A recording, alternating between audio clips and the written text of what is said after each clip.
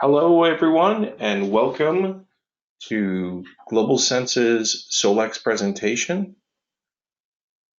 My name is Tom Lilly. I'm joined by Phil Forshore. We are both with Globalsense, and we are going to be presenting GCI's Document Automation solution.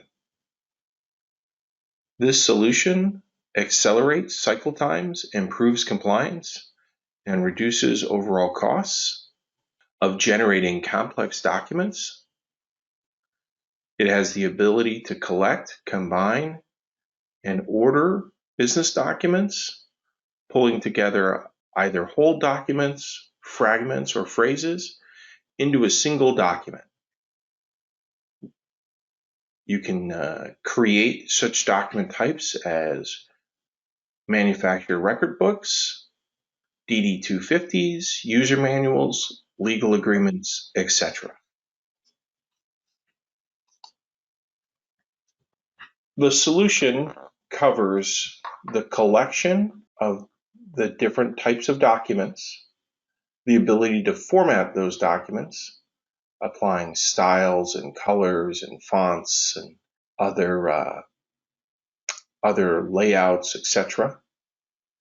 You can structure the document to include headers and footers and watermarks. We'll go over more details there, as well as different publishing options. So you can publish to PDF, you can publish to a controlled printing app, you can apply signatures, both graphical and digital. And by the way, this solution can coexist with AdLib or Blazon if you already have those deployed. However, document automation can be used as a replacement for both AdLib and Blazon. This delivers the same functionality and many more features. All right, Phil, over to you. Thanks, Tom. So the first stage is a collection of the content. So that could be done manually from Content Server. It could be done in an automated fashion using, for example, Content Server workflows. And you would use metadata-driven collection in that case. You can pull fragments and phrases for creating contracts. You can also insert metadata from workflows, documents, Content Server itself into those documents.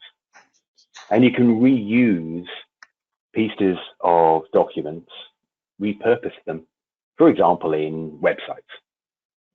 And finally, you can actually pull documents and content from your file system. Part of the collection is actually converting many different file types into a single format. Document automation can convert over 300 different file types into, for example, PDFs, HTML, Microsoft Word documents, and there are quite a few others. But the idea of document automation is that you can take many disparate file types and put them into one single type. Tom. Thanks, Phil. So what we're showing here is the ability to insert a footer onto a page. This particular footer, we're pulling in the page number, so the current page, as well as the total number of pages. You have the ability to select the style of the footer that you want from a font type, how you want it justified to the left or the right, how you want it aligned, the size of the font, the color. What we've got here is all the different types of colors you can pick for the color of the font itself, as well as you have the ability to choose the transparency of the watermark or the footer or the header, etc., and how you have it aligned. There's all these different configuration options which would be a part of the controlled process for when you apply this to whichever document you include as part of the process. Whether it's adjusting fonts or colors, sizes, styles, layouts, all of that can be adjusted based on predefined configurations. This can be handy for adherence to corporate standards. You can also create a document theme. So if you were doing a proposal for a company like Coca-Cola, you could style your document to use a similar font style and color like red for Coke. You could then take that same set of documents and rebrand it for Pepsi using the Pepsi Blue and using their font style and color. So it's very flexible and can help with transforming your base content into specifically branded or formatted based on either corporate needs or on the intended purpose of the document, like doing a sales proposal. Next up is the structure. So when we say structure, we have the ability to pull the documents into a virtual document layout, if you will. In the lower right-hand corner of the screen, you see that you have the ability to have sections and subsections. And for each one of those sections or subsections, you have the ability to have a cover page. You don't have to have a cover page, i.e. if you see the words none, but if you do want a cover page for that section, you can put that in there. You also have the ability to pull information in, whether it's a fragment or a phrase versus a whole document. So if you're using fragments or phrases, that might be for like a legal document. So you might say for the state of New York, you have different clause for section 6 of a legal document. Or maybe if you were doing business in Australia, you might have different legal requirements than if you were doing them in Austria. So you can have the system set up based on metadata rules or things like that to pull in the appropriate phrases. At that point, you'd want to use the concept of a continuous so that each phrase would look like it was part of one document, as opposed to if you're pulling in whole documents, you want them to start at the beginning. Again, there's a variety of features that you set as part of the whole templating and creation process. Once you've created those templates, then you reuse them going forward. The system has the ability to insert headers and footers, watermarks. The table of contents can be auto-generated and reflects the document order. If you have existing PDF bookmarks, those can be included. If you have existing tables of contents in Word documents, those will be included as well. Phil? Thanks, Tom. So finally, you need to publish your document that you have collated, formatted, build a structure for, and now you decide what format you want to publish it into. As you can see from this slide, there are a number of different file formats that you can convert to. The most popular, of course, being PDF, but we have many options here. You can also define the document name. If it's going to be a new document, you can use internal tags in Content Server to specify that name, for example, date tags. We can also do is specify where it's going to be stored. So it might be a new document, so you specify its location, or it could be a new version of an existing document. You have the option to perhaps purge older versions. You can move the document post-creation, and lots of other options available. Now, when you convert them, you can also have it signed. When you sign a document, that is actually recorded within Content Server as part of this system. You also have the ability to graphically sign it. So you can either choose to have something to a certificate authority like DocuSign or YubiKey, or even the OpenText Core sign is on our roadmap, or you can graphically sign it. So you can have a graphical representation of an individual signature show up on the document. We store the approval information on the document so you can use that for audit, compliance, and other purposes as needed. So there's lots of options when it comes to graphical signatures. Thanks, Tom. Controlled printing. What we're able to do within document automation is ensure that when you print a document, we record who printed it, to what printer it was printed, number of copies, which pages, etc., etc. We can do this because we use watermarks to mark the particular document. We record in the database structure information about who printed and when they printed it. We can also tag those documents to make sure that we are aware and you are aware of when they were printed. And all of this can be reported. We do have an option to also tag a PDF file. So if it was downloaded and not printed in a controlled fashion, you could, for example, watermark it with uncontrolled copy, or potentially just put on the date and time it was printed. Tom. Okay, so now let's talk about the overall information we've provided here today. So we've covered how you can reduce your overall production costs of documents, how you can speed the creation to publishing. You can increase your revenue by getting these documents like MRBs and other user guides, etc., to customers quicker to get revenue recognition. And you have eliminated human error by automating these different processes. We've had customers save over $2 million annually by deploying this document automation solution.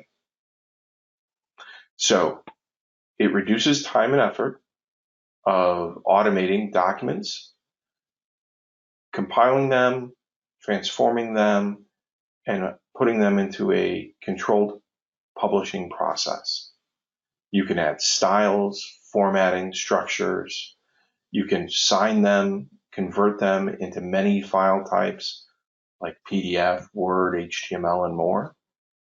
You have the ability to take a document and split it into subsections. So if you have an existing Word document that you get from one of your vendors and you need to split that so that you can repurpose the information, that's a part of the solution as well. This system integrates into existing content server solutions. Our products are just like any other OpenText module. They install into the system just like if they were an OpenText solution. It works with Content Suite as well as extended ECM for SAP or for engineering, any of the OpenText Content Suite solutions.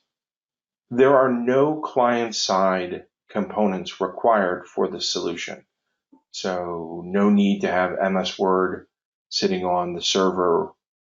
It also does not include an application server like Tomcat. It's very easy to install and configure. And once you've set up your document processes, your templates, it's ready to go. Phil? Thanks, Tom. So if you require more information about GCI Document Automation or GCI Power Tools for Documents, which is the infrastructure in which document automation is built, you can see the links on the screen, or alternatively, just go straight to www.globalsense.com and you'll find it on there. Tom. Thanks, Phil. So who is Globalsense? Well, Globalsense has been a technology partner for over 15 years with OpenText, focused exclusively on OpenText Content Server. We're a SolEx partner, which means OpenText resells our products and supports them worldwide.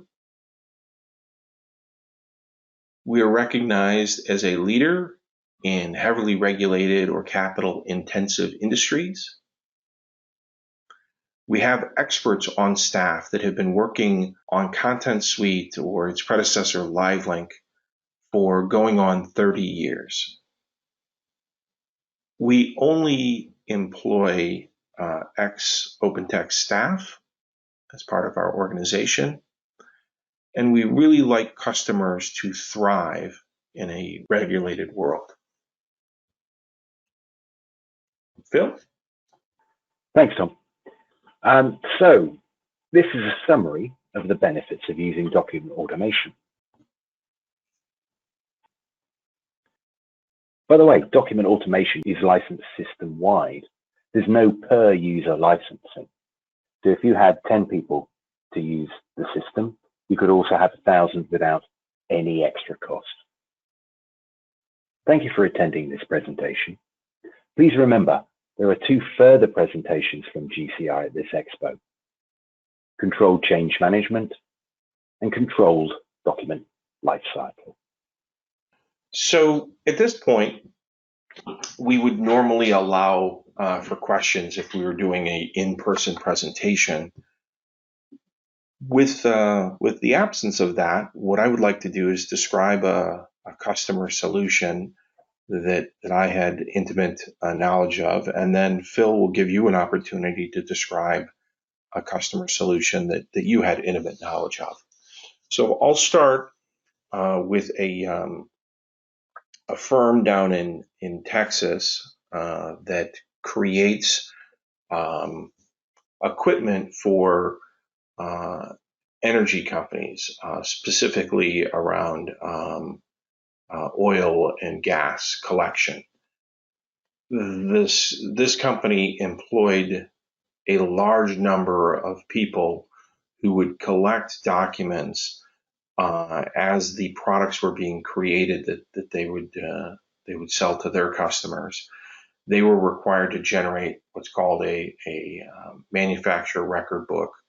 They're also known as manufacturer data books or manufacturer or quality record books.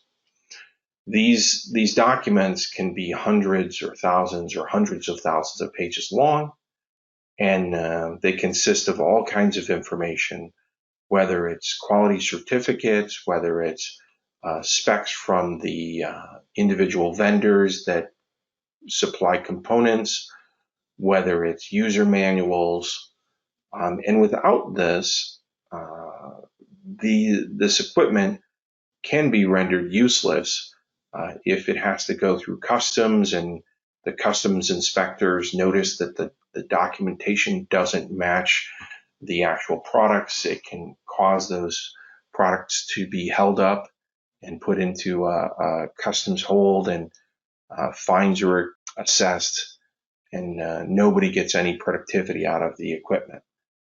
So it's quite important. It also is important because there's generally holdbacks where if an agreement is worth $1 million, for example, they might hold back $100,000 until they get all the proper documentation. Before deploying our solution, they might take up to 3 months to generate all the documentation after the product had been ordered and in some case delivered. So they were having a customer satisfaction issue as well as a DSO issue. By deploying our solution, they were able to increase their product quality. The documentation was no longer incorrect with wrong specs. We would automate it by taking information from SAP and gathering all the documents from Content Server and producing the information automatically. This allowed them to have the product documentation available when the product was shipping. They were able to get their holdbacks instantaneously, so their DSO decreased and overall customer satisfaction increased. Phil, would you like to talk about the one there in the UK? Thanks, Tom. Yes, we've got a customer in the UK who they're in the pharmaceutical industry, and they had a number of our products to generate a very specific solution, which we aided them with. What they were trying to do was control templates, which are pieces of a document, if you will, combine those templates into what they refer to as a master document, have that master document compiled, initially compiled and signed, and then printed, and that printed copy would go down to their production lines, where they would generate, for example, labels for bottles, even blister packs for tablets, and that sort of thing. So initially what they had, prior to GCI getting involved, was a internally produced application on a very old programming language. And although it suited their needs, there was no scalability within the product. And any change, they had to get one or two members of staff within their large organization to make them. And this was obviously a risk for them. So they brought us in, and certainly using the document automation piece, among all the other products that we've got within their organization, we were able to automate the assembly of those documents. We were able to take the compilation of those documents, which was initially on each client's machine, which became such a problem that they needed a Citrix server to be able to process these documents. We were able to take all of that away, put it on a back-end server, and allow them to continue getting on with their work while the process was going on. They were also very strict about how long it should take. So we were combining documents that had hundreds of pages, combining them, stamping them, and converting them to PDF. We were doing all of that within a 5-minute period. They even put a lot of pressure on the system just to prove that their worst case scenario, which is where time zones overlapped, they were able to have all of their diverse sites do their work without severe impact on the document processing. I think that's a great summary, Phil. Thank you for attending this presentation. And as Phil has mentioned earlier, we do have 2 other presentations, one on control change management, and the other is on control document lifecycle. For Phil, this is Tom Lilly signing off.